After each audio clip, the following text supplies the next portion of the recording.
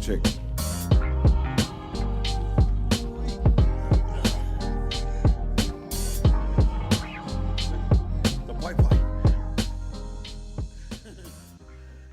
Tēnā rā koutou. Nei te mihi ki a koutou, I raro I te kaupapa nei o te Hip Hop Summit, nō reira koutou mā, nau mai, hara mai. Hara mai koutou, I rungo I te roro heko, aha koa kaihia, aha koa ko wai, ka rere tonu tōwha, ka rere tonu te aroha ki a koutou. Anō te mihi ki a rātou I wehe atu ki tērā taha o te ara, rātou mai moi ana, moi mai, oki ai. Nō reira rātou ki a rātou, tātou tongoara ki a tātou tihe I mauriora. Whānau, welcome to the second day of the Hip Hop Summit here in Christchurch City. On the atamira today, on the stage today with me to my left is the famous, the godfather of godfathers in hip hop music, the man himself. All hail and bow down to, Mr. Philip Bell, a.k.a. DJ Surveyor. Nō reira, kia koe te rangatira, nau mai, hara mai. I think we both just got off the plane and ran here. And so we're just going to get into it. We've got a very intimate live audience, but the thousands and the millions watching at home and at work and at school, kia ora koutou. So we're just going to pass it over to our man, DJ Surveyor. Just to tell us a bit, well, not a bit about you, but who you are, how you came to be the legend that is now, had a humble beginning, and what did that look like at the start? Kia ora koutou, everyone here and online. Not a godfather, clearly, and I'll tell you why that's absolutely not true as we go on. I mean, more importantly, ko tongariro te maunga, taupo te awa, whiti kaupeka te marae, whiti kaupeka te hapu, and tūwhare toa te iwi. Yes, my name is Philip Bell. Importantly, I'm actually a Chase. I'm a Chase because my dad was whāngai, so I have a lot of, hey, I'm a Chiefs fan. hey, listen to the penny chop. Except for Mike gets it. So yeah, I think the important part of today that's really pertinent to the tautoko, what the Hip Hop Summit's trying to achieve, is that everyone's the same. So when I hear people put me on some sort of pedestal, I understand why that is, and I know you're joking. But people do look at me in a certain way, but the fact of the matter is we are all the same. And it kind of, maybe it goes over my head a little bit sometimes when I meet people, because I'm just Phil.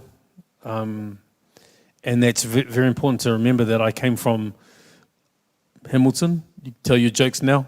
Go ahead. But I was born in Hamilton. I grew up in Papakura, which, if you don't know where Papakura is, it's literally the end of the tracks. When they say, "Oh, you're from the end of the tracks," that's where the track stops. Well, it used to, Papakura. So I was just just a little Māori kid from Papakura who grew up in a musical environment. That's it. Well, let's talk about that then. Like growing up, primary school, high school, where did your love for music begin?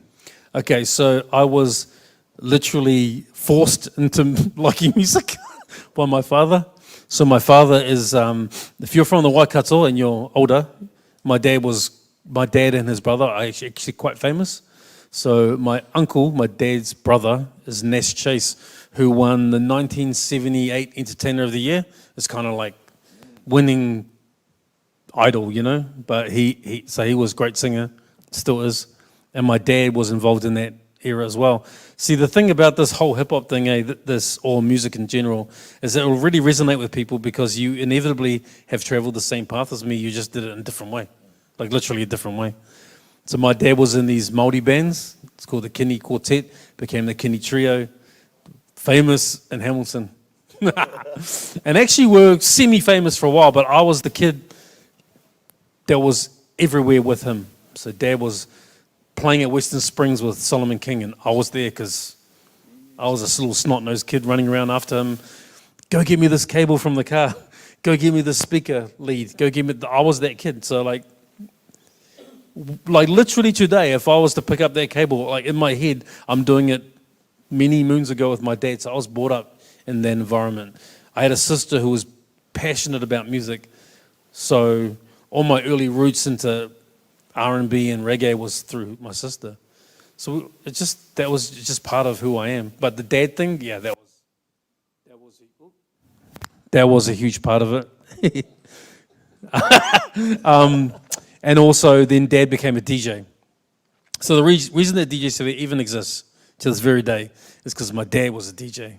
And he was based in Papakura and used to do all these socials. I used to go watch my old man, like just the coolest dude, you know? Yeah. Just the coolest guy. I used to watch him because he was on the mic. I didn't get on the mic, but he was on the mic. Yo, what up? You know, play this song. He was the coolest dude, and it got into him. It just got into me, man. That's it. So, what age were you when you decided that okay, DJ's that's going to be my path. That's what I'm going to do. Again, I think I was forced into it. So I think I'm guessing 12 to 13. 12 to 13, I think. And what happened was, Dad started doing heaps of like high school dances. And I go to these dances with him, and he looked at me and goes, I don't know what these bloody kids want to listen to. And I was like, I do. Yeah. But I didn't want to step on my dad's toes. I wasn't offering myself up. I was just like, I remember saying once, I do. I'm pretty sure I do.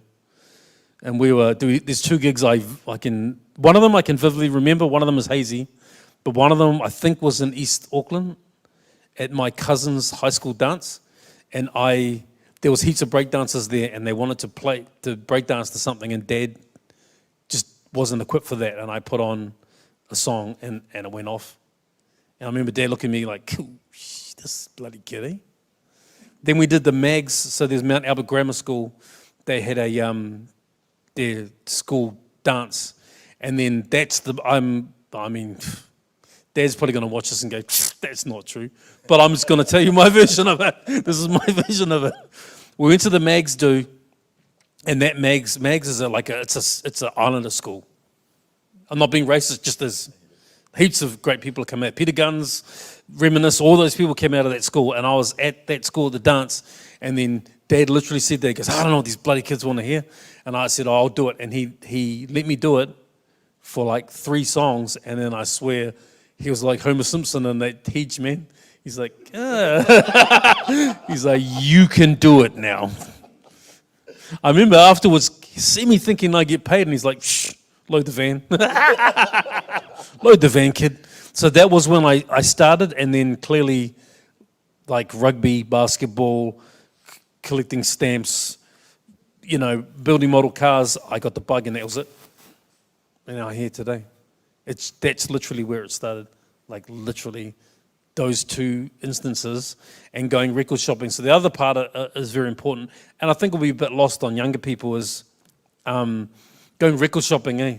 So I used to go record shopping with my dad on Saturday mornings or Friday afternoons, and Dad's like, well, got this gig this weekend, these people are going to want to hear the song, I need to get the song. We drive all over South Auckland trying to find the record, which is what I used to do 20 years later, and now none of us do anymore because we don't need to do that because we go online and download it. So these are the interesting changes that we went through. But that brought my dad and I closer together, and again, I still collect records to this day. That bug started back then, so you could say, early teenager, I started that journey. Yeah. So, the transition from the DJ, with your father, where did DJ Severe come from? You know what I mean? Yeah, I do. Yeah. Good question. I think so. I think this is what happened. It's a bit hazy now, I'm a bit old. What happened was I clearly became, actually a huge part of this is my sister's 21st birthday in Papakura in the shed. And she's like, you're the DJ because you know what I want to hear. So I think that at that point in time, you know, I was like, I'd become somewhat of a DJ. There's a video of that. I need to bury that video. Is that on YouTube? Nah, my sister's got that video. They can never surface that video. Because Sis, if you're watching, I was shocking, man. Kia ora. No, I was shocking. It was bad. But anyway, at this point, I'd become a DJ as such. And then I was clearly very interested in it. What people don't know about me, and I don't think I've ever said this publicly, was my first job, I was in insurance. Like, you know, if you insure your car, I was the guy who insured it. If you had a crash, I was the guy who dealt with the claim. That's what I was doing when I first left school. And then I got this job in town at a really good place, and I got good money. But the whole time I was there, I was getting all my money and buying records at the same time. Getting money, buying records, getting money, buying records. Marcus would know exactly what I'm talking about, man. I was going hard. And in my head the whole time I was like, yeah, this insurance job is cool and normal jobs are cool. I bet you lots of people in this room had the same thought process. And then the music, I just couldn't get away from it, in hindsight, I could say it was like a poison. I couldn't get it out of me, but I don't think it was poisonous, but it certainly made my career go like this. Because at some point, what actually happened was I got offered a job in a record store. That's like, okay, let's go back to that point. Like, I'm working at Sun Alliance Insurance as a regional claim assessor, making good money, or go work in a record shop and make hardly anything. I got the record shop. Terrible career choice at the time. I'm sure actually my mother, if she receives this, she probably will see this. I'm sure she was mortified, because I was on a really good job trajectory, but I decided to go with music. And that's when DJ Severe was born, because what happened was I had a DJ name. I had a DJ name that was really terrible. What was that? I had this DJ name that was really terrible, and then I got hired for a gig. And the guy goes, wow, your DJ name is really terrible. So he said, you have to come up with a new name for the gig. So I went home. I was like, wow, I just got told my DJ name's terrible. I had to come up with a new name. And a very good friend of mine, again, my memory might be hazy, but pretty sure, Manuel Bundy, is like all-time New Zealand DJ. You'll hear lots of people talk about Manuel. Like Raw will talk about him. Everyone talks about him because he's that guy. He's amazing. I remember asking him. He goes, "I need a name." And I remember just going through my record collection. I don't know why I was going through my record collection, and then I found this record by this guy called Sir Fresh and DJ Critical, and the song was Severe, SIR-VERE. And at the time, I'll be honest, I was a pretty shit DJ. I was pretty average. And Manuel goes, yeah, that's kind of you, Severe. Do you know? Yeah. Like, you're kind of harsh. Meaning average. No, he didn't mean it like that, but at the time I was like, yeah, he's kind of right. Like, that name suits me. So I was forced into changing my name, and then it just stuck. So what was the original name? I had a really bad DJ name originally. It's real bad. It was real bad. We'll just leave it there. It's a real bad name. We'll leave it there. And I came up with Severe. So yeah. And it, like literally, honestly, Severe just suited me. Because I wasn't great, man. I was average as. It was like crash mixing a bit, and I was offbeat a wee bit, and just kind of shit in general. But I was trying my best, and then Severe just totally suited me. So yeah, hopefully I've moved on from there. Yeah, a little bit. So working in the record store. Oh yeah. Working in the record store now, you've come from this great job of what you could have been doing, and now you just followed your heart, pretty much. Yep. Is that something that you would tell people, even the young ones coming up now, is that if that's what you want to do, follow your heart, because this is what I did. Would that be something you tell people? Yes and no. Yeah. It's a double. It's not the same question, because it's 2021. Yeah. and we just went through the worst economic situation in the last 2 years. What I would say is you should always follow your dream, like your passion. You must follow it. But I think people get it messed up. They think that following your dream is not having a job, sitting at home all day, writing rhymes and getting wasted. Yeah. That's not following your dreams. Yeah. Well, you know what? Do what you want to do. I don't care. No, I'm serious. I don't care what you do. I don't care what you do. The money is on the person that has a day job and is doing it too. Because the days of people sitting at home being an artist, kind of done, bro. Yeah. I personally think that's my personal opinion. You don't have to believe it or agree with it. But what I'm saying is, what I'm telling you is all my friends who are creative and have day jobs are just fine right now.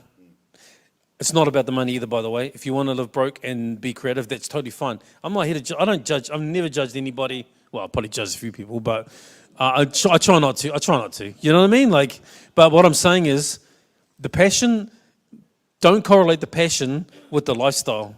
Because I think that's, here's a really good example, and Tom won't mind me mentioning this. Tom from Homebrew, Tom Scott, he told me something real interesting a while ago. No, I'm sure I can talk about this. So at Homegrown last year, me and Tom were side of stage at Homegrown, and he wasn't playing for a few hours. And we had this exchange between each other. Basically what it was, man, I'm going to out all my shit today. Basically what it was, I was having a gig in Auckland, and I wanted Homebrew to play, and he said no. And I was like, dude, why did you say no to me? Like, you're mate, bro. Like, if you're ever going to do a gig, don't do Homegrown, do my gig. But that's me. Like, I'm being a bit of an asshole, but I am. And then he said to me, these songs don't resonate with me anymore. You know, the Homebrew, he's like, getting drunk and all that, taking pills and stuff, that's not me anymore. I'm a dad. And then later that afternoon, I'm not saying it's my fault, he literally quit Homebrew on stage. I don't know if you heard about it. Like, he was doing these songs and he walked off, and afterwards he did a live and he's like, this music doesn't represent me anymore. Now, what I want to say about that is, the journey's interesting, is it not? Because that's what he chose to do at the time. Would he have made the same music if he wasn't doing that? Probably not. So I get the creative output, but your life changes, eh? As life changes, you need to change with it. I sound like a little bit of an old man, but I'm not trying to be harsh or anything. But I also, by the way, on the other side, I also think if you are 18 and you have a 2-year window to do whatever you want, then do it. I don't care. Because you just might make some incredible music, you know? Well, I think currently where we are now, from where we were, you have a bit of wisdom along the way, and you get to learn those things. And I understand that. So let's talk about that then. Let's talk about the hardest work ethic I know from someone, and that's you, is how did that come about?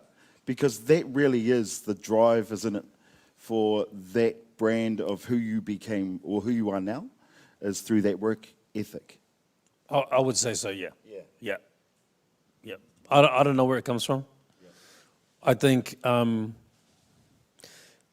usually credit my mum, because my mum was a solo mum and I lived with my mum, and she just made it happen. We lived in Papakura. She was doing this and doing that, doing night classes and all that sort of thing. So I think I inherited the drive from her. What I will say is that, what's the best way to put this? I don't want to hear any shit about people that think that they're busy. You know, I hear people grinding, eh? Go, I'm on the grind. It's like, You sure? Just being honest. Yeah. Just being honest. I don't think I'm better. By the way, I don't think I'm better than anybody. I don't think I'm a genius, because I'm absolutely not. I'm so flawed. I've done so much stupid shit in my life that's been to my detriment that I'm living evidence of it. I'm right here, man. You know? There's nothing perfect about me whatsoever. We won't go into that, but I'm just saying, like, it's not about that. But what I will say is that currently I have 4 jobs. And somewhere in a week I managed to navigate those 4 jobs. But I'm not a hero. It just is what it is. I got 4 kids too, by the way. So I choose to support them. But what I'm saying is, and this is very important for a new generation of hip-hop artists, If you think you're grinding, you're probably kidding yourself. Really, I'm honest, being honest about it. Because here's the reality. Is I go to New York City and I go stay at my friend Kirk's house, and he works 3 times, maybe 4 times harder than I do. So if I ever said to him, I'm out here grinding, he'd be like, excuse me? Because he's on a 24-hour clock. He's like, does all his American business. It's hard to be around him because he's just on his phone and doing calls and shit all day. Because Burna Boy's one of his artists, so it's just like all the time. And I'm like, man, this guy is working hard. I think grinding is like, it's almost like I'm done with that term. If someone comes up to me and goes, yo, I'm a young MC, I'm grinding, I was like, really, bro? You're being creative or you're working hard, I'm cool about that. But grinding is a very odd term. It carries interesting weight. So when you talk to me about how much work I do, I think it's, I probably go too hard. Well, to put it into perspective, I think that when we first met, you were editor of a magazine. Yep. You were doing the DJ. You were working the record store still. You were doing touring. What else were you doing? There was so much, and I thought, because at that time too, I was just getting into the radio industry, and I thought, yeah, I'm on the grind. And then I look at you, and you're right. You know, I'm going, I'm not doing much. Because I see the brother doing a lot more than that. And then I see one of our brothers, old DJ Infrared, and he's saying he's on the grind. And I'm going, are you? In comparison. This guy. This guy. But it's that. It's like you were doing all of this, and you're right, you had a family.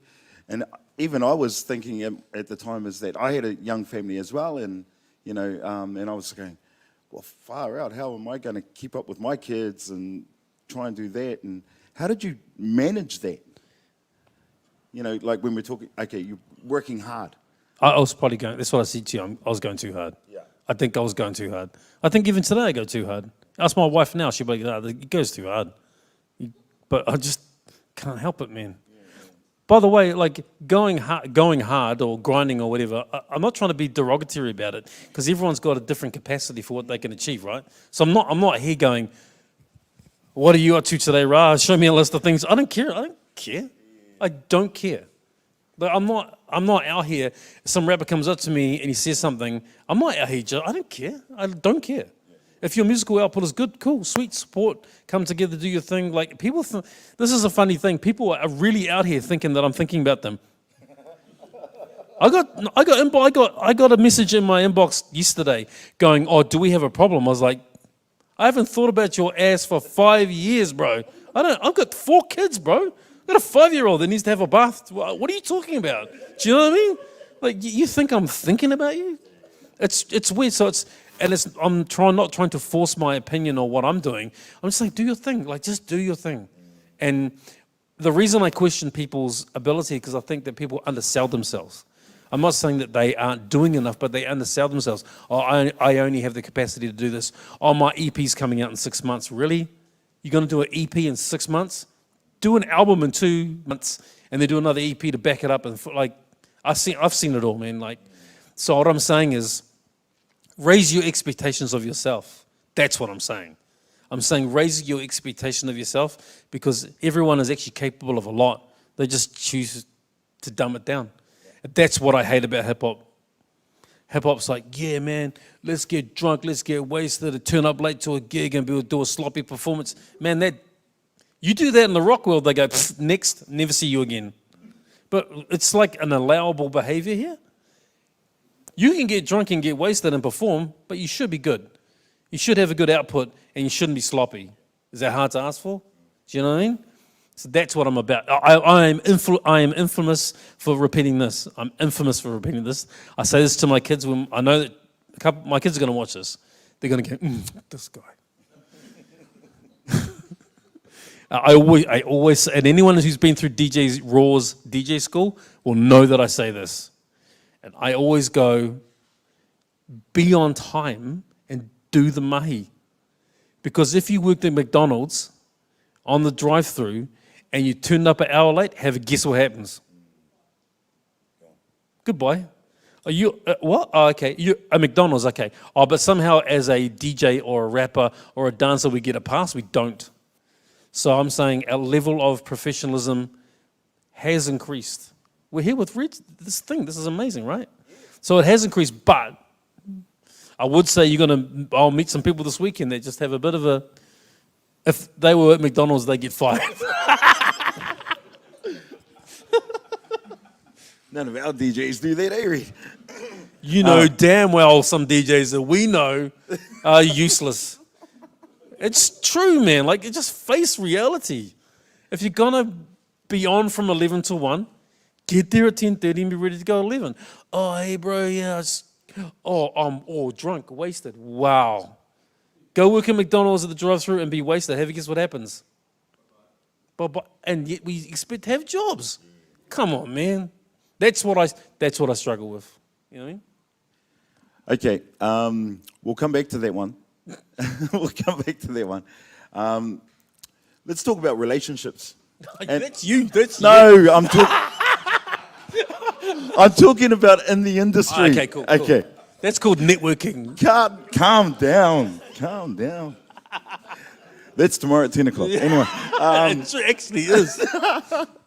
let's talk about in the industry. Yeah.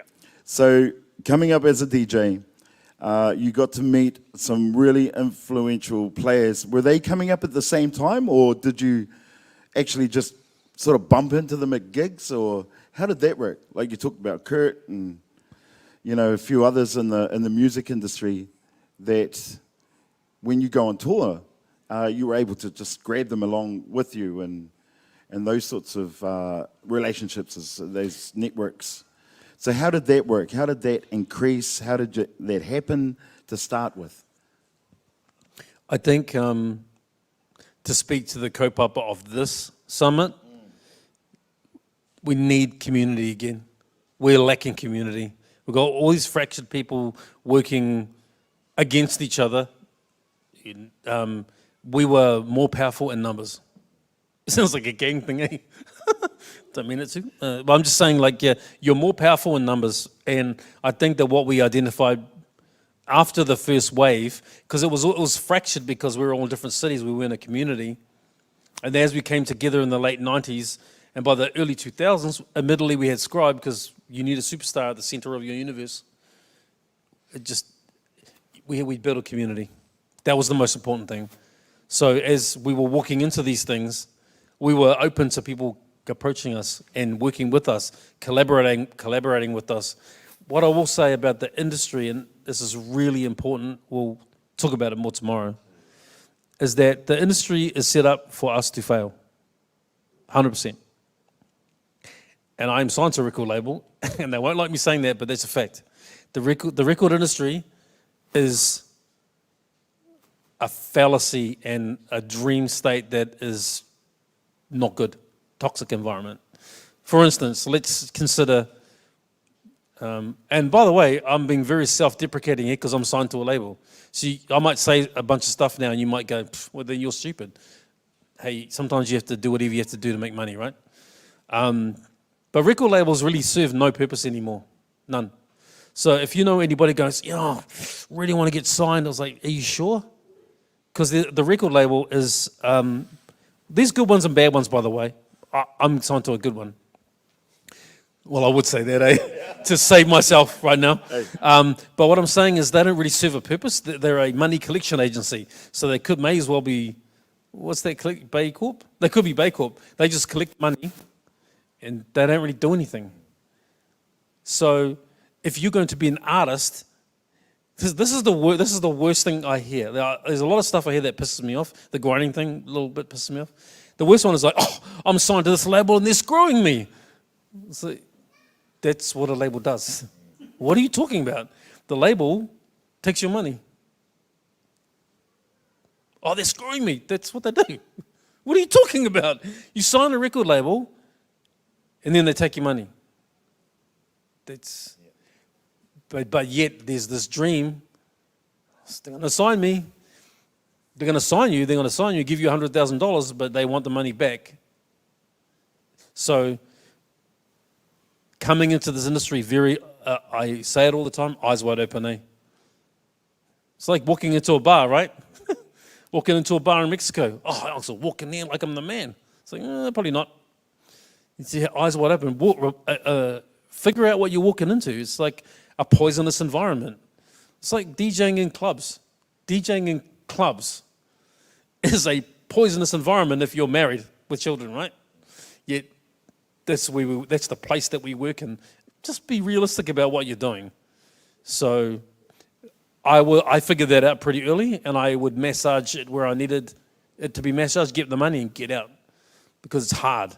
And you'll hear it all the time. Like, oh my God, my label sucks. They don't understand me. Da, da, da. Of course they don't. They don't have to. They don't want to. So understanding the landscape you're working in, plus networking, man. Networking is the most important thing. So if you got beef with Ra Dallas, probably going to have a hard time doing stuff in Invercargill because all of his friends go, because Ra goes, oh, that guy's a dickhead.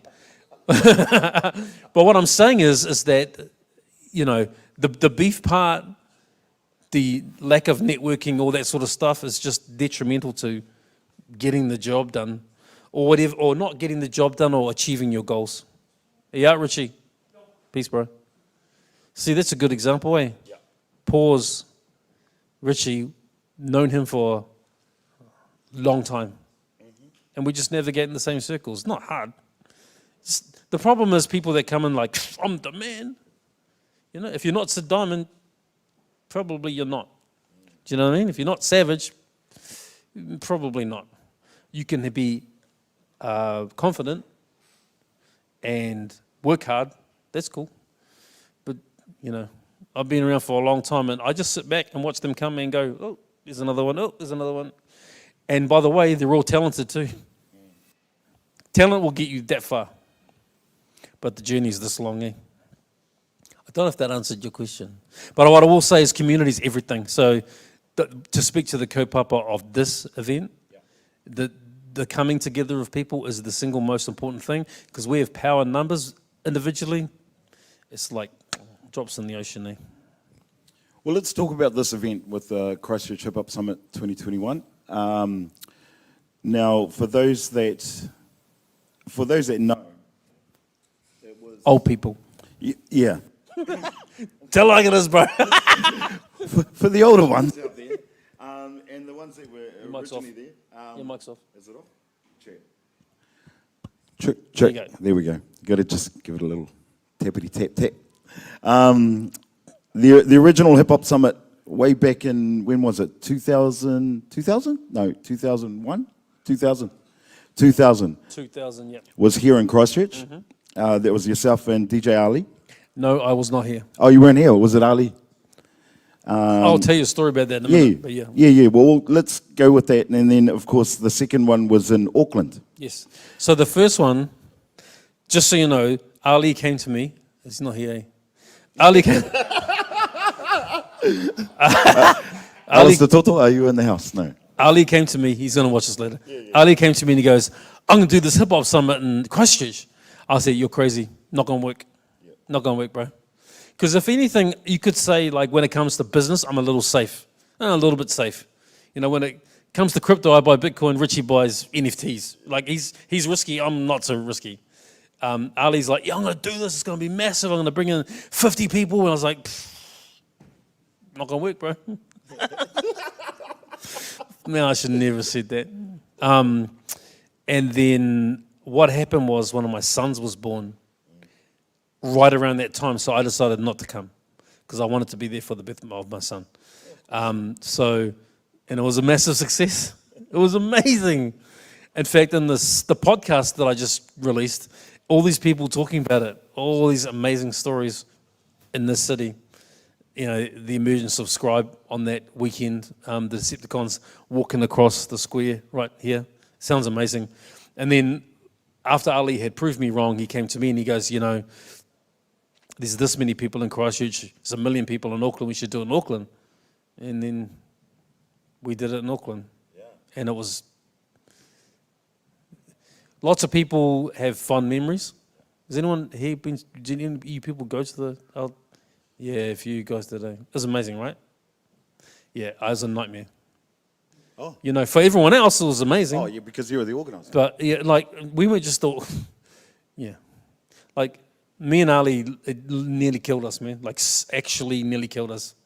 I mean, on the last day of the last one, that was it. We were like, that's enough. Like, it's because, like, what I just tell you, it's set up for us to fail. The industry is set up for us to fail. They love us when we succeed. Don't think the council in Auckland isn't the same way. You know, like, I lived in Papakura. We're like, those bloody Maoris out in South Auckland. You know, this is my opinion, by the way, as a disclaimer. I've always felt that way, like, you know, South Auckland is a black mark on the council. The super city, like, Takapuna's so nice. Devonport's beautiful. You know, we've cleaned up Greyland, it's lovely down. Ponsonby's beautiful. Papakura. Otahu. You know, like, I'm saying this jokingly, because I think that's the way the council allocated their money too. Because we were like, you need to get all those brown people that pay your taxes into the city. You need to get them into the city because we pay for everything too. They just were scared. And there was this one woman, man, Sally Markham, just beautiful woman. She's quite old. She was quite old at the time, but she could see what we were trying to achieve.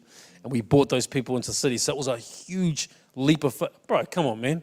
This is like 2001. And all the people they fear are standing in Aotea Square. Like thousands of people. But the irony is, the mandate that they had was to get those people into town. We did it. The unfortunate truth is that the battle to make that happen was very difficult. Very, very difficult.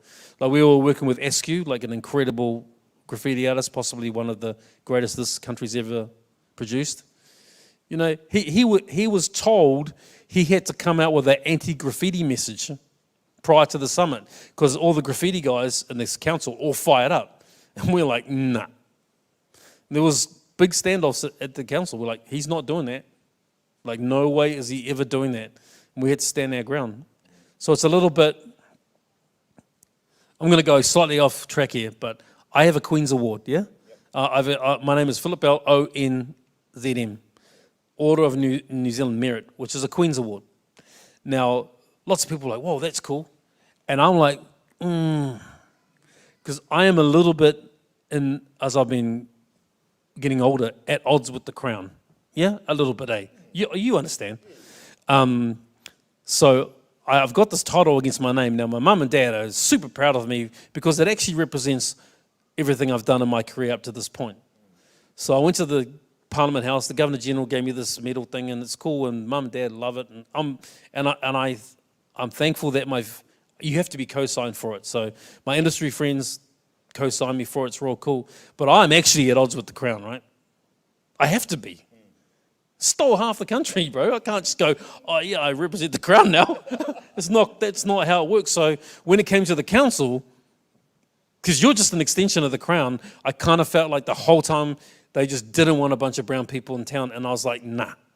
And so all the people that were at the Hip Hop Summit, like, man, this is awesome, it's so cool. I was like, that was our redemption for the blood that we spilt to make that happen. So yeah, it was awesome. Yeah, the gigs were great. Yes, I missed everything. Like, I made a song with Scribe and Mareko called Connect. I've never seen it live. They performed it once at the summit. I never saw it because I was driving a van to the airport, and then Jazzy Jeff played in the town hall. Everyone goes, oh my gosh, did you see Jazzy Jeff? I was like, nah, dude.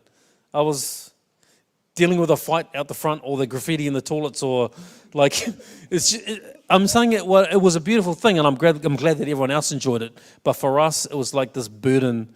Like, if Ali was here right now, he'd tell you, man. Like, I almost think he kind of doesn't want to come, just because it might bring up some old. It was bad, bro. It was bad. Like, the minute the last person left the airport on that last day, it wasn't. We were not happy. Do you know what I mean? It was like a lot of, we actually put our blood into that festival. However, as I made the podcast, I realized it was important for people. Yeah. You know why? It's because people were meeting each other and collaborating, and that's what Red's done here. Yeah. It's the most important thing. People go, oh, you know, why are you doing this, you know? And then the rappers go, I want to get on stage. Nah, man, it's about the community, bro. Because without the community, you don't have strength in numbers. If you don't have strength in numbers, you don't have the ability to overcome the hurdles because they don't want us to win, bro. I'm going to sound like a broken record, but they don't want us to win. No one really does. Except for our own people, eh? You know what I mean? No, totally. I think that 2001 Hip Hop Summit, for me, when we travelled up there, it was, we didn't see what was going on at the back. We didn't know. By the way, you didn't need to. Yeah. It wasn't your burden, but it was good fun though, right? Oh, it's great fun. In fact, the best night was not at the after party. It was at the after party at the hotel lobby. And I think it was... Kiwi International? Kiwi International. Yeah, we're never allowed to ever set foot in there. I think the guy... But when you talk about collaboration and networking and, you know, we had Fusa, we had G&D? Yep. G&D, Hummel Fight, or when they got out of bed.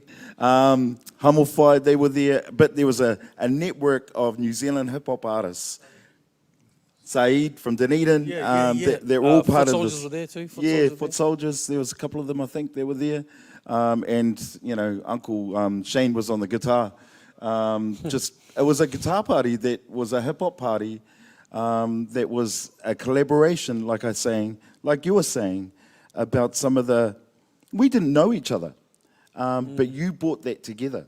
And that's one of the best memories I have, the most fondest memories I have of that Hip Hop Summit. It was all the visuals, it was seeing the video being made in Aotea Square, you know, of Scribe and Mariko and, you know, all the others that were doing this video. We were like, wow, we're in this video shoot.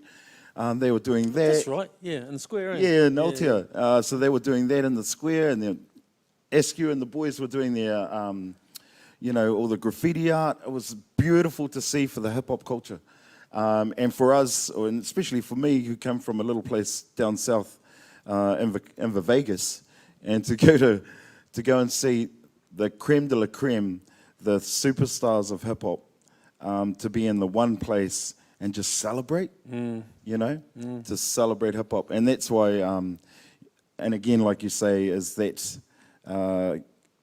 I think that communities that are bonded by those experiences, can still and are still able to come together again and celebrate what we have now with the Hip Hop Summit here in Christchurch. Just to clarify too, is I'm not expecting everyone to become everyone's best friend either. Oh, no. You know, like, that's not what we're asking. No.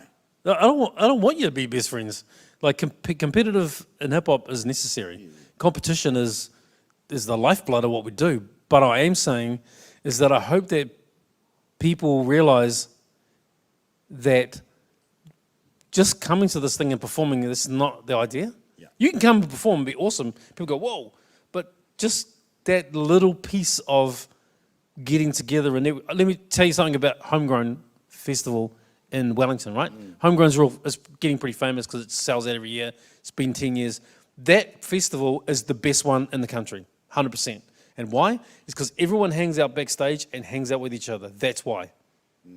That's what's missing, I feel, in 2021, is that whole, you know, it's almost like people are on these personal trajectories to be super famous. It's a village, man. Yeah. You're not an individual. It's always a village. And people can be very dismissive when I say that. I don't care. Because some people do become famous by themselves. Sweet as. But we became famous as a village. Savage, 41... Konsai turned into David Dallas. We were all in the same building together. It was different, man. And that's what it should be like. You don't have to be best. We weren't best friends. Well, some of us were best friends. But we helped each other. You know what I mean? And it was a movement. It's actually a movement. That's more important than anything, I think. Yeah. You know That's where the power is, right? Yeah. Okay. I'm a bit aware of time at the moment. We good? Oh, okay. We good? We're good, Uncle? So we come through that era, through the Hip Hop Summit. We're pushing forward another 5-10 years as we're going along. And then, of course, before all of that, you started dropping your albums. Mm-hmm.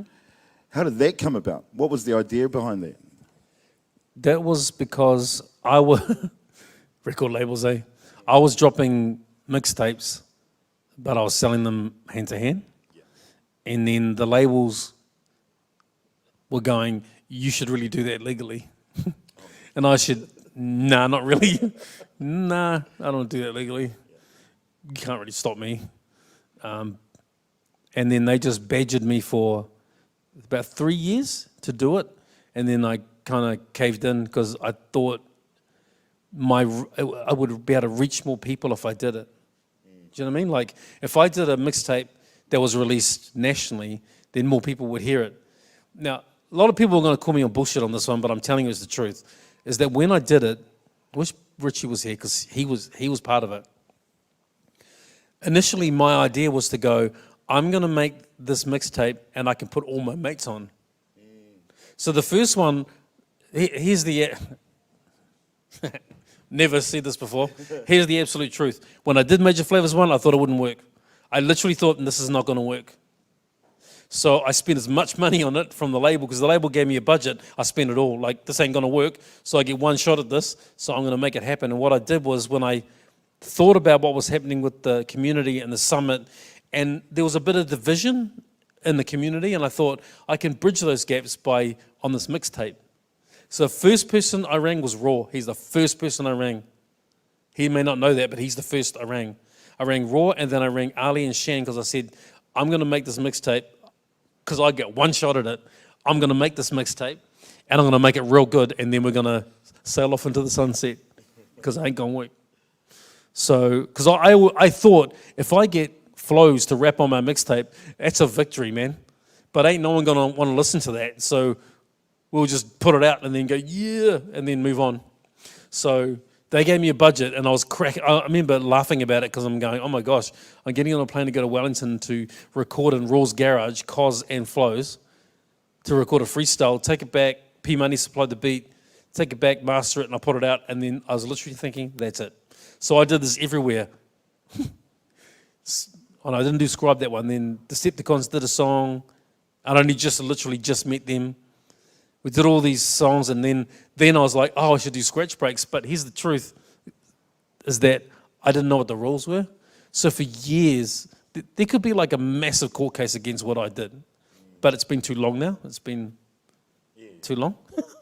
So anyway, then I was like, oh, I'll do scratch breaks. So Raw, P-Money, Curb, all these guys, I just rang everybody, Goosh in Wellington. Because I was thinking, this is it. This is my moment. So I put the mixtape together. By the way, when I put it together, I made a mess of it too. Real bad mistakes I made with that mixtape. Maybe I'll tell you, maybe I won't. I don't know. I made okay, this is what happened. This is. I've actually told some. I've told a few people before, but I haven't told it. I've never said it publicly. What happened was, when I made the mixtape, the first one, I made it with Juice from Woodcut. He's a great guy, man. He's an awesome guy. Made it with Juice. And he only just got Pro Tools, just got it. So what was happening is I was making it on this Akai thing and importing it into the session. Because Juice had just got Pro Tools, he didn't realize you had to create 2 tracks to make it stereo. So the whole of Major Flavours 1 was made in mono. Do you know that? I never told anybody, bro, till today. So we made the mixtape. So I made all these freestyles, all these scratch breaks, and put the mixtape together. And I was like, oh man, I actually thought it was okay, but I just didn't know. Took it to mastering. I get to mastering, and Alan Jansen's like, where's the other half? And I was like, what do you mean? He goes, this is mono. Where's the other channel? I was like, I'll be back. So, true story, man. Seriously, this is a true story. Never told this publicly before. And then I went there, and then Jesus was like, I don't know. Like, we just did the thing. So I went back to Alan, and I was like, no, we recorded it in mono. I didn't know. I didn't know what I was doing. And so we had to sit there for like 12 hours and duplicate the track and create space to make it in simulated stereo. In my lifetime, one person has called me out on it. Yep, one person. One person came to me and goes, "That's not stereo, that mixtape." And I was like, "How do you know?" He goes, "Oh, because I work in a studio and I've got ears on that." Because when it's in stereo, there's space in the middle and the sides are different. But if you listen to Major Flavours, now that you know, there's space in the middle, but both sides are exactly the same because it's the same signal. So if you put them together in the middle, they phase and the sound disappears. So I had literally no idea what I was doing, and then we did that, put it out, and it went off. Yeah, because no one knows mono from stereo. No. No one cares. I'm just telling you because I'm here for Red, and why not just tell stories? So I put it out. By the way, this is very pertinent, is that the first Major Flavours gig I ever did was literally over there at the church. It was over there. Is it where the church was? Over there. Litchfield Street. Is it Litchfield? Is it over there? Is it Yeah, that way? A couple of streets Yeah. over. So here's another part that you will definitely not know is that I never wanted to be DJ Severe. I just wanted to be DJ Severe. Over here, I don't want to be DJ Severe. I never wanted to be that guy, and it was Ali that made me be that guy. Yeah. It was Ali. I wish he was here for this bit, because Ali was the one who said you need to do a gig and be DJ Severe, and I was like, I don't want to be that guy. I don't want to be that famous guy. I'm not built for that. I don't know what it was fear. Fear was talking. I was like, because I have still to this day have fear of failure, big time. That's what drives me so hard, I would say. So I did Major Flavours 1, and then Ali's like, you're doing a gig and you're doing it in Christchurch. That's why Christchurch holds a very special place in my heart. It's because the first Major Flavours for me is here. It comes from here. It came from that gig. The first gig I ever did for Major Flavours, this DJ Severe Major Flavours, was at the church, and the first song I ever played was the Cos freestyle, which, by the way, is the only actual freestyle on any of those mixtapes. Sure, people were ad-libbing as they went, but Cos literally turned the mic on and fobbed out. He's the man. He's the man, bro. It took 2 takes, and Cos was like, yo, that's it. Where you goings? He's the man. Cos is a legend. You want to talk Godfathers and legend? He's up there, bro. He's amazing. So the first gig I did was there, and then it just took off. Because I thought it was going to fail. I remember going into there's another funny thing. I don't think I've ever told anybody ever this, is I am actually superstitious about my mixtape releases. So when they come out, I go into a store and I buy it. Because if I don't do that, apparently it doesn't do very well. And I've been doing that my whole life. So what I did was I went and bought Major Flavours 1 when it came out. I bought it from a store. I was like, I bought it. Hey, I got my CD, yeah. And it just took off. On Major Flavours 3, I didn't. It didn't do so well. And every single CD after that I bought at retail, and every time it did pretty, whatever. But I remember buying it here in Christchurch. At, was there a Tandy's down here? Was it? No. I don't know, whatever.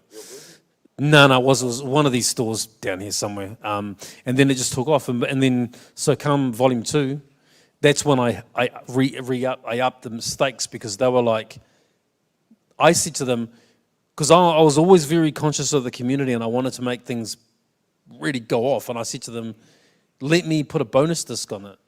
Let me put a bonus disc on it. And they were like, they ran the numbers and they're like, oh, well, you sold 10,000 of that one, sweet as, because the cost is so low. So the Major Flavours, Aotearoa Flavours bonus disc, which Dawn Raid helped me put together. Weren't you on one of those, Red? Well, later. So that became, to me, it was like the Trojan horse. It's like, you can have all this ludicrous and all that stuff, but on the other side, there's all these great artists, and that's what I started pushing them out. And then it just literally just took off, man. And before I knew it, we're up to volume 4. We're nearly triple platinum, and everyone was just cranking, you know? Because Love 4 was when we did the summit. Yeah. So yeah, it was crazy. Because don't forget, I went from Major Flavours 1 at the church in Christchurch to Major Flavours 2 release party at the St. James in Auckland. It was just, and the whole time, the only thing that kept me going was Ali and Shan. If I didn't have them, I would not have done it. Nope. Never would have done it because I was so nervous. By the way, this is really, really, really important, is that Ali's like 10 times better than me as a DJ. Like, he's way better than me. So whenever I perform with him, I was always like, oh, shit. Like, he's so much better than me, but it didn't matter, eh?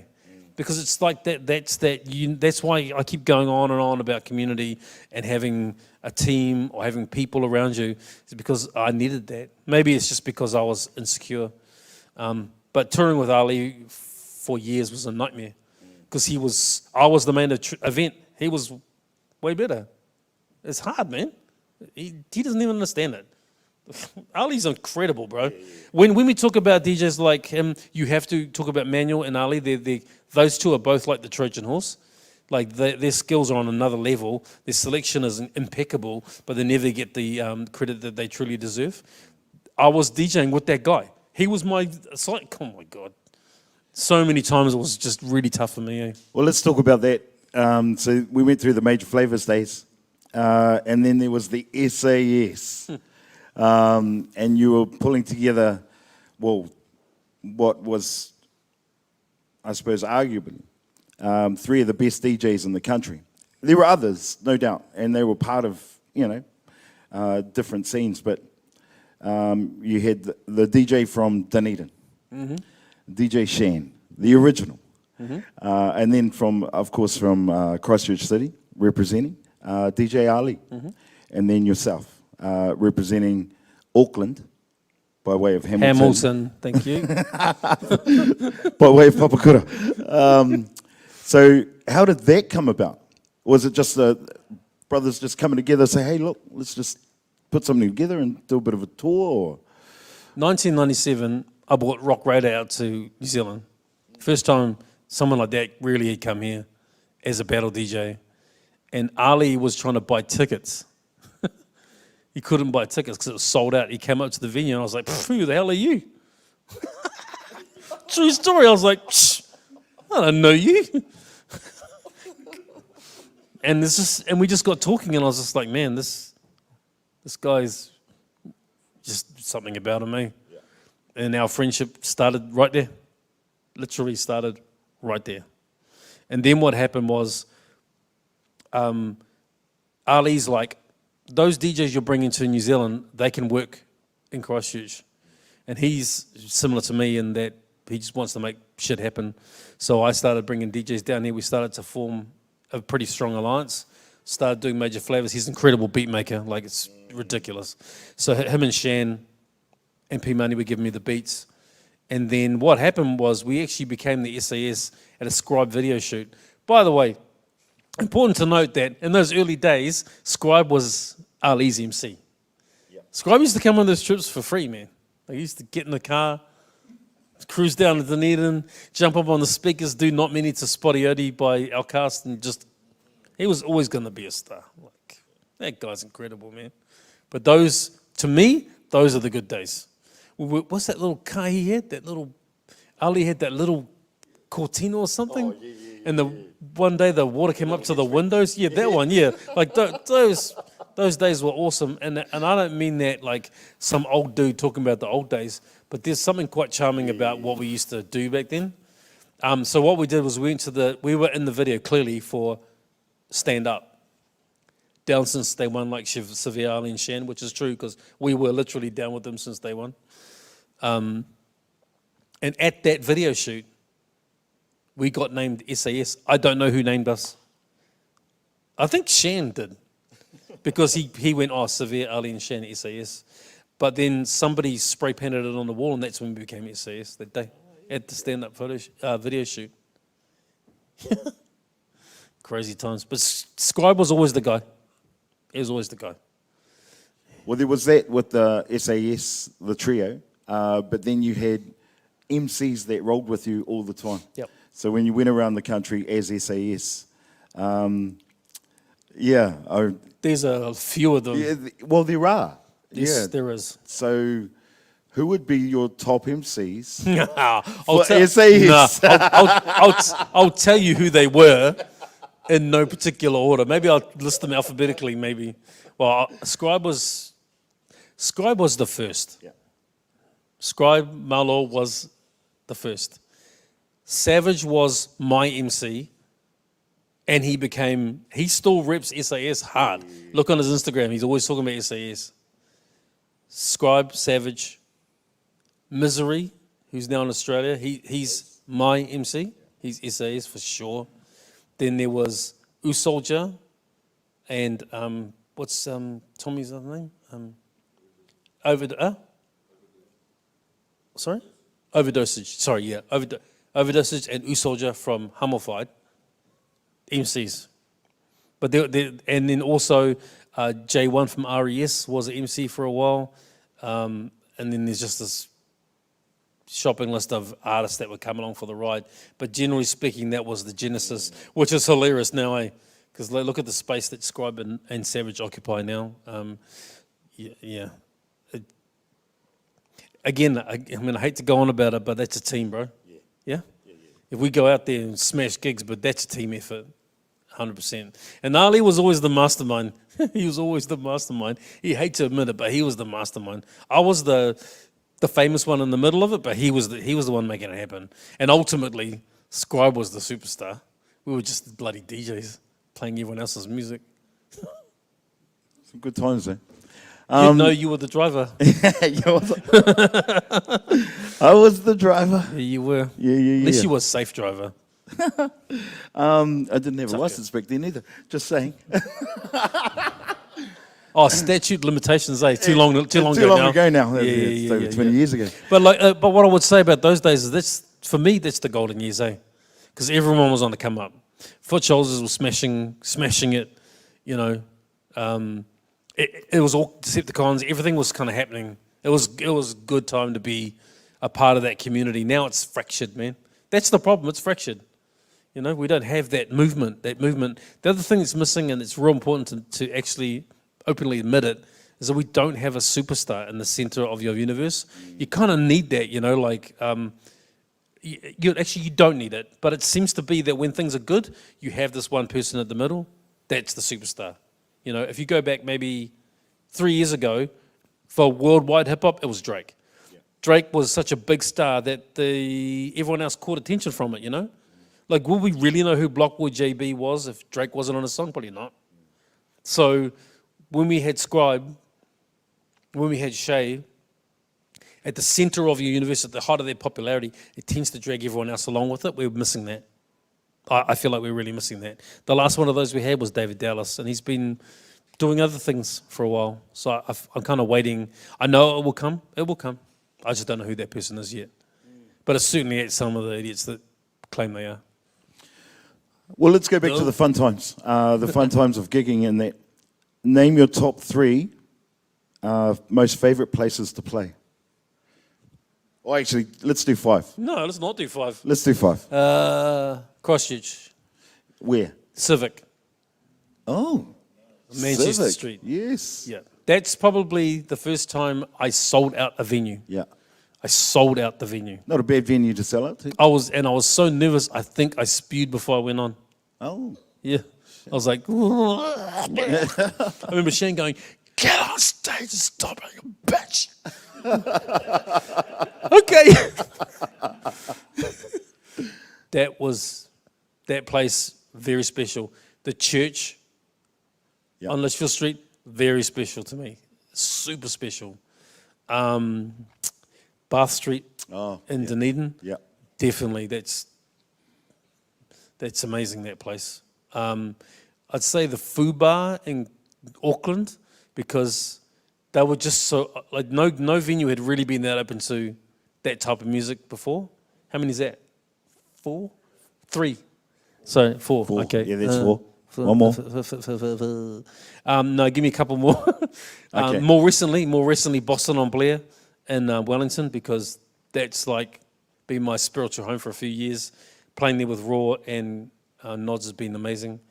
And then the last one, no question about it, and the best gig I ever done in my entire life was New Year's last year at Rhythm and Vines. Oh, nice. So that gig, that set that I did on the 31st of December 2020, Yeah. from 9:30 to 11 p.m. is the single best set I've ever done in my entire life. That's a lot of sets to remember, just to remember that I'm one. just telling you, it's the Yeah, truth. yeah, It just was. It's flawless. Oh, yeah. It's the first time I've ever really truly felt okay about walking away. I literally walked off stage and I turned to Rome and I was like, I could just stop right now. But I didn't. No. But I nearly Not did. yet. No, I nearly did, man. Like, yeah. When Michael Jordan walked away after that title, but he came back for the Wizards, so Yeah. I came back for the Wizards. Well, that kind of poses the question then. When does DJ Severe stop? I don't know. Yeah. I don't know. Not that we want DJ I don't know. Severe to ever stop. I told my wife that when I'm not really into it anymore, when I go to the club and I'm like, oh my God, that's the day. That hasn't happened yet. It hasn't happened yet. I know it hasn't happened because because I've been living in Wellington for nearly 3 years now. And I remember one night in the middle of winter, it was just pissing down with rain and wind was driving the rain sideways. And I remember ringing Jordan, who owns the club, and going, oh, do you want me to come in? And he's like, bro, we're full. We're like at capacity. And I get in there on this hideous night, in the drive-in, I was like, ugh, it's freezing cold. And it just was awesome, man. So until that escapes me, I'll just keep going. I've got no reason to stop. Nice. Eventually, I won't make it up the stairs because I'll be too old. Well, you're my excuse to still go to the club, but I'm not DJing, so You actually... it's probably a bit different. You did come. Yes. That was in Invercargill. That was cool. Try to get home before 11 o'clock. Anyway, okay. What's the, I know that we talked about giving others advice, but what's the advice that you would give your young self now? Save your money, you idiot. Seriously, bro. You're a dickhead. You're an idiot. You're just stupid. Like, what are you up to? People looking outside in, though, those that are looking out, they see you and they think, he's a man that's achieved a lot of great musical feats, as well as what they call sneakerheads. So, you're well known for being, probably if not the prez of the sneakerheads, but definitely up there with others. I wish I wasn't. Yeah. I wish I wasn't. I wish I'd not bought all their sneakers and saved the money. Seriously. Yeah. If I have a piece of advice for anybody that's getting creative, you've got to have a base. Got to have a base, man. Doesn't take much. Just put $20. Like it sounds. Oh my God, I sound like a parent. I sound like a parent, but trust me, I've been through that. Oh man, if I had known, because you have to remember that in 2001, I released Major Flavors 4. We sold 60,000 copies of it. Do you think I have any money to show you from that time right now? No, I don't. I don't have a cent to show you from that. And I was getting paid, bro. Stupid, idiotic, stupid shit. It's just dumb.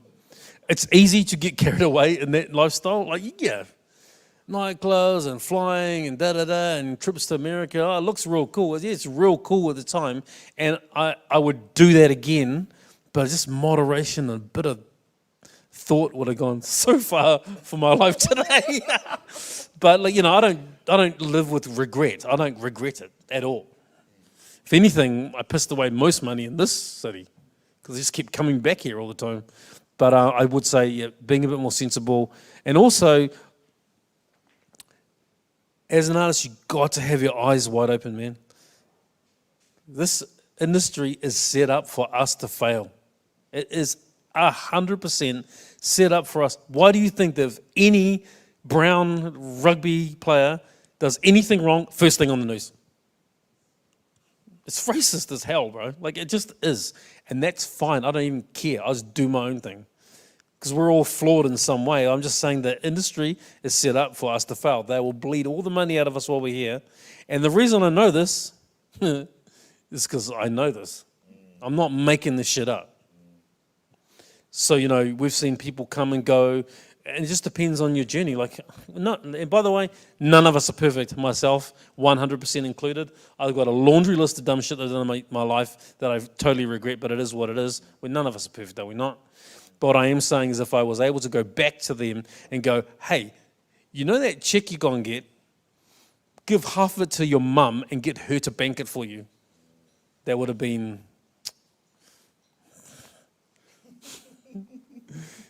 Maybe I do have some regret. Man, I had a chance to buy Bitcoin at like $100. Fortified told me to buy it and I just didn't listen to him. I should have listened to him. Anyway. Well, I remember you telling me one time,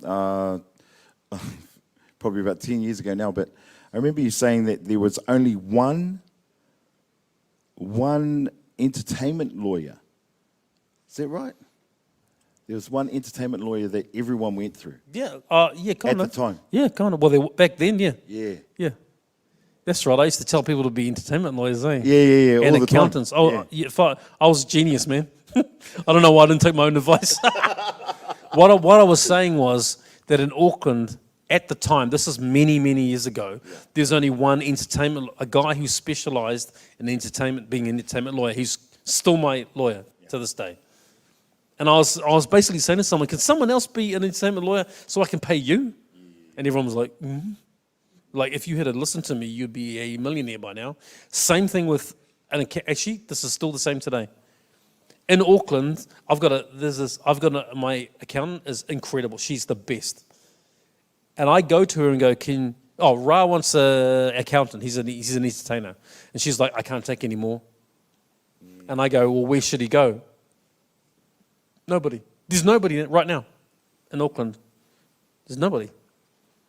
So you have to go see some dumbass accountant who doesn't know anything about the entertainment industry. So yeah, what I was trying to illustrate in that was that being a rapper isn't the be all and end all. I want to be a rapper. Okay, cool. Just there's lots of other avenues if it doesn't work out, is what I was trying to say. We were talking to kids at the time.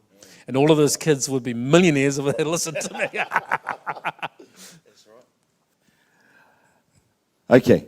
We're going to do a bit of Q&A. Q&A. Q&A is that other stuff that we Don't ask me what my first DJ name was. I'm not telling you. Bit of Q&A for the whānau here and all those that are at home or at work, sneaking around the corner to watch your live stream.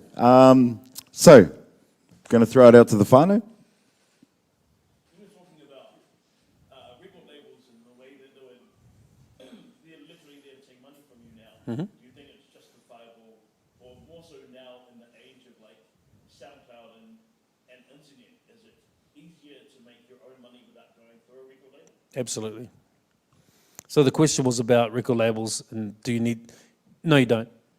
But the thing about record labels is they have incredible reach. So if you can solve the reach problem, absolutely. Why do you think Fat Freddy's Drop is so successful? Because all of the money are theirs. But they did also put in 20 years of work to get to that point. But yeah, absolutely, man. Like, for sure. Like, if you can, I always talk about reach, content and reach, and how you get to that point where it becomes a commodity people want. That's the question. I could be the best DJ on the planet and put something on SoundCloud, but no one going to listen to it until I make somebody listen to it. So if you can solve that piece of the puzzle, absolutely, for sure. By the way, I'm not campaigning for people to not sign record labels. No. Yeah.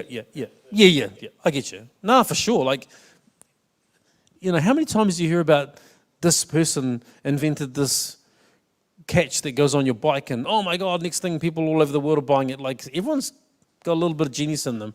It just depends on whether you can make everyone notice you. That's the hardest thing right now, is being noticed. That's hard. Because New Music Friday is going to happen in 5 hours, and it's 100 and something songs. And Drake's at the top. And how do you find you down the bottom? It's hard. Harder than it's ever been. By the way, one other thing I wanted to say about 2021 is just because you can be an artist doesn't mean you should be. And I mean that affectionately. It's like, I'm a rapper. I'm like, you sure that you should be? Because you got to have that passion burning inside you and be skilled enough to do it. Because everyone's a rapper now. When we started out, everyone was a rapper, but no one put music out. It was too hard. It was hard. Your studio time, you have to master it. Now, if I meet some kid, actually, and heaps of them are talented, everyone's making music now. Everyone's making music now. Like, people hate me saying it, but I'm like, are you sure that you should be making music? Seriously. You know? I can play golf. Should I be playing golf? I don't know. But I shouldn't be in a competition. So how good are you? What's your message? What's your end goal? And maybe that's just me. Because I never set out on anything I think I'll fail on. I just won't do it. But I am quite a risk taker as well. But I like all the jobs I've had, I'll never go into a job. If I think I'm going to fail, I just won't do it. No. I'll just do something and I'll go, okay, I don't know that job. Editor of magazine, I had no idea what I was doing. I just did it. So back yourself is the big part of that puzzle, eh? Big part of it. Yeah. Ka pai? I don't know if that answered the question. Okay.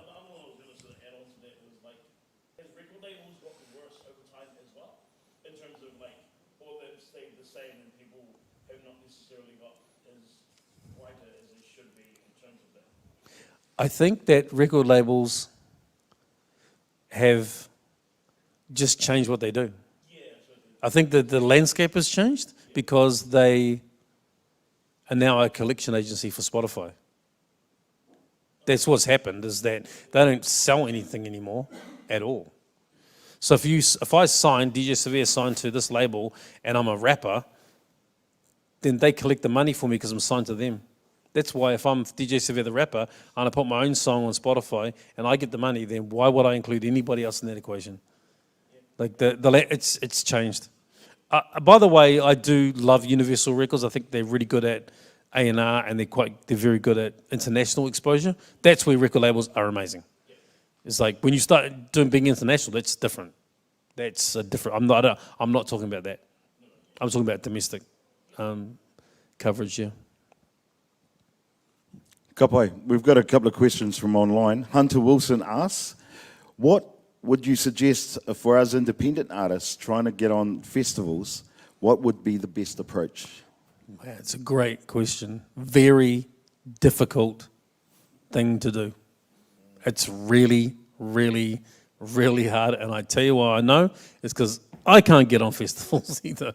It's hard. You have to know people. My suggestion would be to network with everybody that you know that has already been on a festival and get them to co-sign you. But that may or may not get you anywhere. The best thing you can do, I hate to say this, the best thing you do is not say on New Year's this year, this is going to be my year, because you have no idea whether that's true or whether that's false. All you can do is, if you think it's going to be your year, is do the work the whole year. Because people at festivals don't give a shit about people who can't sell tickets. That's the bottom line. That's what, because everyone goes, man, I'm the meanest rapper, and I'm blah, blah, blah. This is what festivals do. Festivals sell tickets, and people come in and they go, what's the X? They only buy those tickets for the people that they want to see. So I'm lucky enough to have been doing rhythm and vines for the last 5 or 6 years. But I can tell you that people will come to see me based on last year or the last couple, because I know that I have that level of performance. I'm good. If I wasn't like that, I don't expect festivals to book me. So making yourself a commodity, it's like a meat market. Do what you have to do, market yourself, spend some money on Instagram to get your posts bumped up, to become somebody that people like, get your Instagram followers up, get your TikTok coverage up, and then maybe you have something that people want to go see. Because it's a really big difference between being a good artist with a small following or an average artist with a massive following because people want to buy tickets to go see them. Unfortunately, this is the truth, it's all about who you know. That's the other half. So try and figure out who to know and know them. Not at Rhythm and Vines this year. Thanks, bro. Sad. You can I go- was booked out. You can get a Rhythm and else. Everyone else is. Hey. We don't have any jobs going at my FM. Sorry, bro. Start your own station, cousin. No. No, the reason for that is that COVID has been brutal, bro. Like, brutal on levels that you just cannot imagine. Because, you know, in the business world, the KPIs are very high. Because, you know, if you go back 3 years, mine's been killing it for years, and then the expectation on revenue was very high. For everybody, not just for everybody. So when COVID, was the reason that didn't happen, it's just been really hard. So at the moment, no. But we are always looking for weekend workers. Yeah. Let's stay with that. Daniel Mataki asks. Who's that? Yeah, who's that guy? What are your thoughts around artists, DJs, etc., that are unvaccinated and unable to perform at events, venues, or travel overseas? Well, because that's the new era. Did you really ask that question? You know he did. What's that guy's name again? Let's block him. All I can say is this. This is all I'm going to say. I am literally not having this conversation because I can't. I think you'll hear lots of this, is that I am 100% pro-choice. But I am absolutely fully vaccinated. I have 4 children that I have to provide for. Don't come at me for trying to provide for them. So everyone has their own opinion. I have family members that are on the other side of the fence. We're all gonna, I think it's unfair. And I think I have absolutely no choice, and that's my choice. But I am very, 2 of my best friends will never be vaccinated. That's tough, man. One of them was my MC that I would have been here with today, and he's not. So that's the harsh reality for me, is I have to deal with that. When people have a go at me about being vaccinated, I'm like, man, shut your mouth. Seriously, I just said I was pro-choice. It's not good. Shut your mouth. Keep that energy up when you see me, for real. Daniel. Nah, jokes. I'm joking. You just show me that guy's profile. Hey, of course he had to ask. Okay.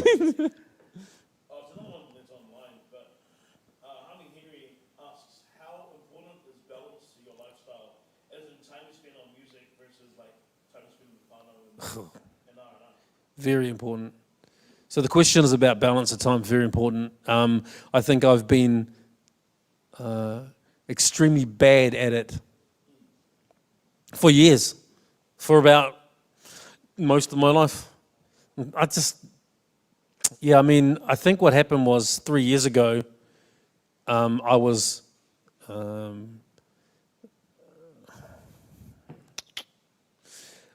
shown that work was too much of my life. It became abundantly clear that, because if you look back at all the stuff that I've done, and even today, whatever, there's been a lack of balance for sure. It's very difficult. You know what? For entertainers, it's extremely difficult, man. Because for a DJ, okay, so we're going to go DJ in a club tonight.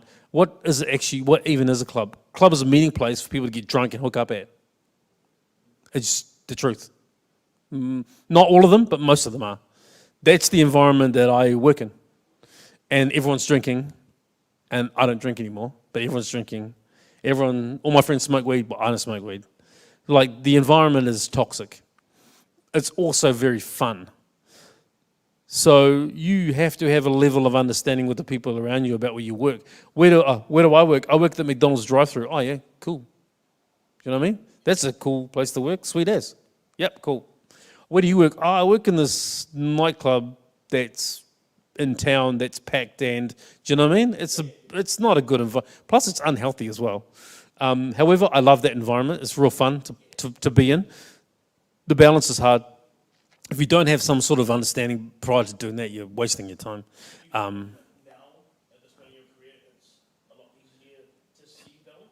It's easier for me to see balance now because my wife smashed me in the head with it for real. Like, because I was living, if we want to be real honest about it, 3 years ago I was living in Auckland in a really, really high stress job.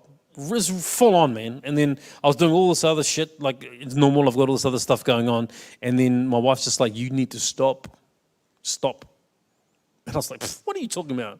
I'm not stopping anything. Like, all of the stuff that I'd done in my life, and I realized this is not worth anything. So I stopped, packed my bags, moved to Wellington, and then I'm a much better person now. Unfortunately, I will say this about balance, is you find out afterwards, You found out afterwards, and you look back and go, man, I was a dickhead. I was an idiot. So very hard to do. I would say there's a level of honesty required. And there's also a level of not everyone's perfect,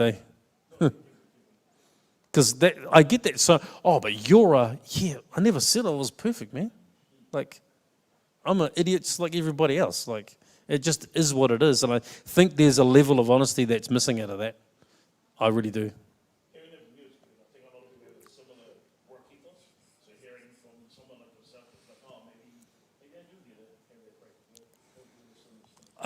I'll tell you, there's been one good thing to come out of COVID is working from home. Because I kind of said back in the day, can I work from home? And they're like, that would never work. I was like, look at you now. Like, it totally would have worked, right? So that's been quite an interesting journey as well, to the point where some parts of what I'm doing right now is changing. My workflow for 2022 is going to be quite different, and it's because of COVID. So in some ways, because if I can say on a call, I'll just wait, I'm going to go pick my daughter up from school, I couldn't do that 3 years ago. And that's real important for me. Yeah? Cool. One last question from Bromley Hard. What are your thoughts around Ari Sevilla signing with the Rock Nation? That's cool. That's incredible. I think, look, I've always said this. I haven't always believed it, but I've always said it. I've always thought that we are world class. Always. I've always said it. I've always almost said it to a couple of people out loud that I didn't think they were world class, and then they became world class. So I love to be proved wrong. I love to be proved wrong all the time. It's real cool. It's a good thing to do. Self-deprecation is real important, but also celebrating our winners. Like there's something going on with Israel. He's absolutely right. Like we are not good at praise, We're bad at it, and it sucks, man. Like right now, that kid Lawson, the F2 driver, dude, that's another level, and no one's talking about it. No one even cares. No one gives a shit. We're all too busy talking about some other bad shit. Like we need to celebrate more. That's why I think that I'm real proud of Red for putting this together, because even if it's only a fleeting moment of celebration, it's actually really important to do that, because you don't know what you're doing for somebody else, You actually don't know what you're doing for somebody else. Like, I remember at the first Hip Hop Summit in Auckland, Anahira Parata, who is a documentary maker, she told me she was in the front row and it was a watershed moment for her about what she was going to do when she was older. And I work with her now, and she's like, yeah, I remember feeling safe, feeling inspired, feeling creative. So small or big, these things are actually far more important than you could possibly imagine, because it could be someone listening, watching, or here today that will go on to greater things, and this could be a springboard moment. The problem is we don't do this enough. Everyone's too cool. Everyone's doing their own thing. Like, I keep talking about it all day. It's like if you don't build a community, and I will say this lastly about that person that asked about a festival. Here's a tip. Don't be a dickhead. I'm being 100% dead serious. Don't be a dickhead, or don't be a female equivalent of a dickhead, because people will rally around people they actually like, and they won't rally around people they don't like. So have a guess what happens. If they don't like it? No, wait. There are some festivals that ring me every year and they go, we need to put a couple of new people on this year. Who do you recommend? And if I have met someone who's really talented and is a total dickhead, I just won't. I won't. Because I'm not putting my reputation on the line for them. And also, if they're on that festival and are a pain in the ass, then it's bad for everybody, right? So when I say don't be, well, maybe I should say don't be an idiot, because I'm not talking about males, I'm talking about males and females, is that we're supposed to be a team, man. You don't even have to be like, the Chiefs and the Crusaders are sworn enemies, right? But we're still playing the same sport, right? We're still on the same team. So it's like, you can either be on the team or not be on the team. And I've seen, I've seen this a lot. Here's a really good example. There's a female rapper called Vane. I'm just like the biggest fan of her. She's incredible. And I've recommended her for so many things because I know she's cool. I know that she's a great performer. She's got great music. I personally think she's on an incredible wave. But I also know that they won't come back to me and go, hey, you, like, so, I mean, it sounds like I'm dad recommending the best person to go on a trip for the school, but it's not about that. It's about your reputation carries. Premier had this chat in Wellington. No one videoed it because no one was allowed to video it. But he's like, reputation's everything, bro. That's Primo saying that. Primo's been in the room with Big L and Jay-Z and Biggie, and he's the one, like, he drilled it into me and Shan, like, reputation is everything, bro. So if you want to say, I'll do what I want, I'll kick it over the speaker and get put, Primo told me that's not true. So actually, it's like a badge. It's like a hat you carry around with you. And some of us we're okay to work with hats, and some of us have hats with horns, or dunce hats with little spinning things on them. So it's different for everybody too. I'm not saying, and again, you don't have to be perfect. Please don't think I'm saying to be perfect. Yeah. But be intentional, right? With integrity. It's not hard to be. Yeah. It's not hard to not get wasted in. It's not. I don't think it's hard. Like, and also respect the people you work with. Yeah. Like if I did a gig with Red and I was a pain in the ass, I hope that he slapped me. Like just respect the people that you work with. Like it's not that difficult, but somehow this is why I said to you at the beginning. I feel like there's a poison within the community that we work in that it's okay to do certain things. Get out of here, man. That carries no weight with me. And you can look at me and go, man, you sound like a dad. I am a dad, and you are being an idiot. It's like that whole sloppy turn up an hour late thing, that's done, bro. Come on, man. And you want to get hired for a festival? Nah. I'll get someone else to do it, Gee. Thanks. I think we've come to our time. No. Huh? Oh, yeah, sure. I'm not saying that. No, Red. I'm not saying that, Red. No. I'm not saying that. No, I didn't. I just don't care. I think Artie did it himself. I'll tell you what, though, the team I fear the most at the World Cup is the Springboks, 100%. However, I'm not saying that they're going to be world champions. It's ridiculous. Stop it. Don't say that. I think we've come to our time. Hey, he mihi tēnei ki a koe te rangatira. Thank you very much, Phil, for your time, for your words of wisdom, or just for the kōrero. And to our whānau at home and across the world and the nation, wherever you are, stay safe. I want to do a big shout out going out to YCD. Thank you very much for having us here today. To Red, to the crew, to the whānau, to the ainga, whawhtai lava, ngā mihi ki a koutou, and we look forward to the rest of the Hip Hop Summit over the next couple of days. So thank you again. My name's Ra. If you've got any complaints, please write them down on a piece of paper, put them in your pocket, and hold it for another 20 years till the next Hip Hop Summit. And tell me about it then. Then I'll go to. Kia ora.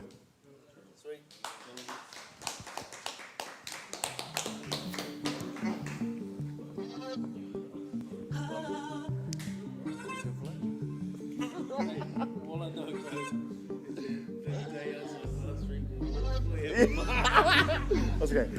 Different day. Fucking dead, dark, those dark days. Yeah. Oh, fucking, I remember,